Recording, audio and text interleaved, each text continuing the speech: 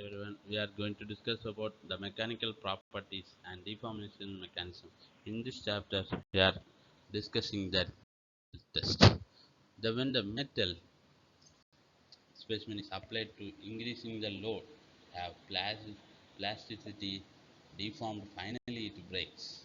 During this area and length of material gets changed. This is a principle for the tensile stress. While the working and arrangement takes place for the extensometer for toe loading set.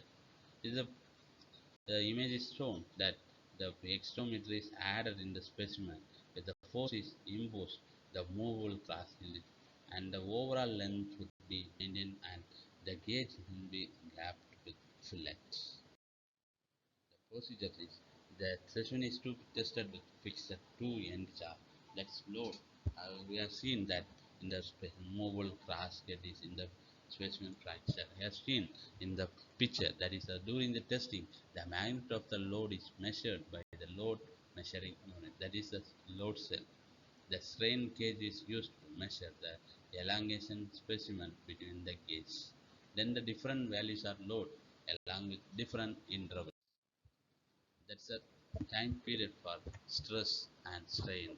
It is the varies the load is, that is the point starting point that increases. A is the propagation limit, that B is elastic point, and C is the yield point. D will be the tensile strength, that's the fracture. The limit of proportionality, the proportional limit A by A0. The elastic limit is the formula for used elastic limit by A0.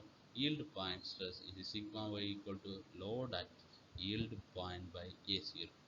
The percentage reduction in area is equal to A0 minus AF by A0. In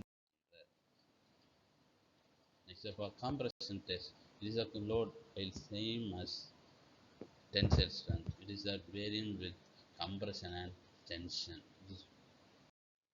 To determine the properties of specimen is usually chosen in its length is 3 times the diameter. The specimen is selected depends upon the metal being tested, and compression test direction is reversed and used with tension tests.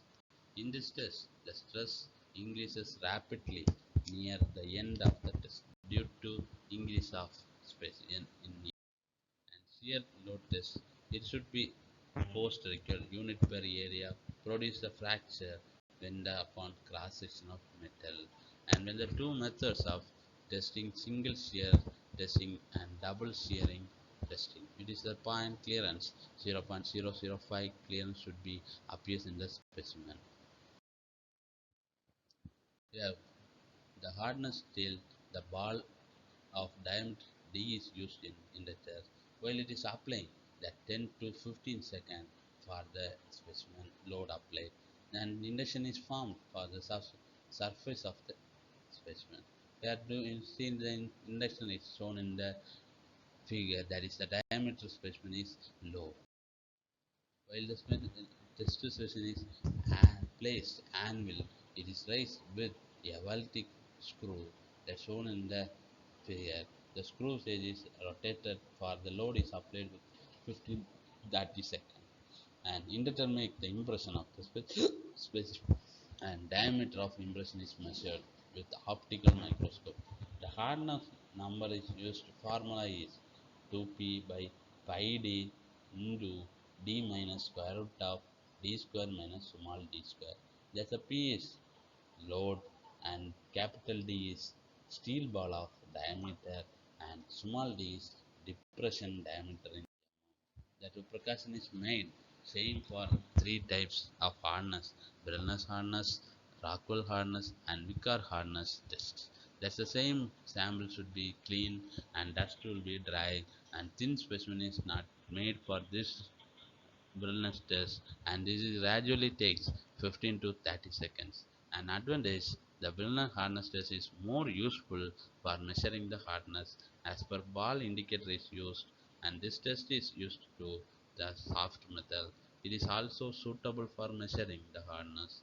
And disadvantage, test equipment is very happy The area of induction is so large, and the resistor diameter is measuring in the induction diameter. That's all.